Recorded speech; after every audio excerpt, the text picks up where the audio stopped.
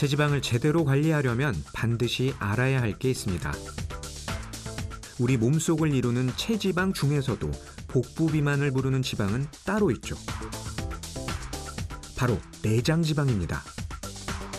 내가 먹는 양보다 활동량이 많을수록 내장지방도 단기간에 줄거든요. 복부 지방 레벨이 10일 나왔네, 10일.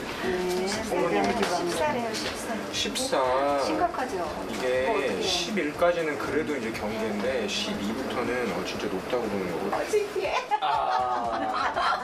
창피해.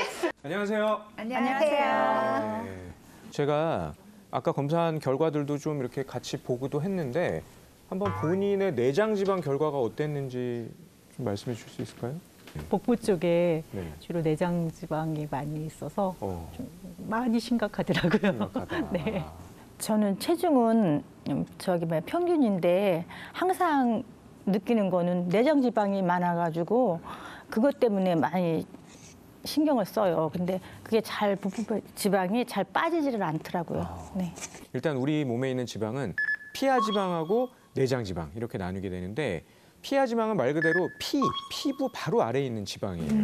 하는 일이 뭐 체온 조절하고 장기를 보호해주는 역할, 아주 꼭 필요한 그런 지방인 건데 네. 반면에 내장 지방은 그 장기 사이사이에 끼어 있는 지방이거든요. 그럼 피하 지방보다 내장 지방이 더 나쁜 건가요? 나쁜 거예요. 피하 어느 정도 지방이. 나쁜 거냐면은 피하 지방에 비해서 내장 지방이 한 5배 정도 같은 양이면 나쁘다고 보시면 되거든요. 실제로 내장 지방 1kg이 피하 지방 5kg만큼 해를 줄 수 있다. 이렇게 보고 있는 거죠. 이 뱃살을 관리를 해야 되잖아요. 알아야 관리가 될 거 아닙니까? 그래서 제가 오늘은요. 내장 지방 이 뱃살을 얼마나 알고 있는지 이 지식을 드릴 거거든요. OX 퀴즈로 문제를 한번 내보도록 하겠습니다. 내장지방에 대한 오해와 진실, 여러분도 함께 맞춰보세요. 내장 지방을 빼기 위해서 가장 효과적인 방법은 운동이다. 하나, 둘, 셋. 대부분. 운동을 하면 일단은 지방을 태우게 돼서 내장 지방도 줄어들 것 같아요. 네. 저는 운동도 중요한데 네. 식단도 식이 조절도 필요한 것 같아서 정답은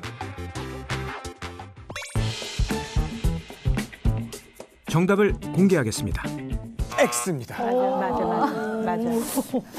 보통 우리가 운동을 엄청 많이 하면은 내장 지방이 빠질 거라고 생각하는 경우가 많은데 그렇지가 않을 수 있다라는 거죠. 어떤 연구 결과가 있냐면은 사람들한테 조깅을 시켰는데 일주일 동안 17.6km씩 뛰게 만든 거예요. 이걸 8개월을 뛰게 한 거거든요. 이 정도를 하면은 8개월 동안 어느 정도 뛴 거냐면 563km 정도 뛴 거예요. 서울, 부산보다 더 뛴 거예요. 자, 그랬더니 내장 지방이 얼마나 빠졌느냐? 안 빠졌어. 그렇다고. 이런 연구 결과가 있어요. 그러니까 운동하지 말라는 거예요. 지금 네.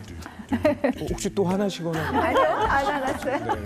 운동을 안 한다 이거는 아니고 유지를 위해서는 운동을 해야 되는데 복부 내장 비만은 운동만으로 해결되지는 않는다. 그런 거죠. 잘 아셨죠? 이어서 다음 질문입니다. 간헐적 단식은 내장 지방을 빼는데 도움이 된다. 하나, 둘, 셋. 다 오네요. 왜 그렇게 생각하세요? 제가 알기로는 네. 간헐적 단식은 약간 저희 몸을 속이는 그런 거거든요. 제가 알기로는 그래서 얘가 속아서 이걸 소비하는 네. 그래서 내장 지방이 빠진다고 들었거든요. 정답은 X입니다. 안 되는. 중년 이후의 내장 지방은 간헐적 단식을 하면 우리 몸에서 굽네? 위기 상황 아니야? 그래서 이 위기 상황에 맞게 오히려 막 염증이 생기고 거기다 막 불안해지는 거예요. 이 당이 낮아지는 게. 중년 이후에는 오히려 그렇게 간헐적 단식을 하면은 호르몬이나 이런 신진대사의 불균형이 올 수 있기 때문에 내장 지방을 관리하기 위한 효과적인 방법은 아니다라는 거죠. 내장지방에 대한 오해와 편견을 바로잡는 시간이었는데요. 중년 이후의 내장지방 관리는 선택이 아닌 필수입니다.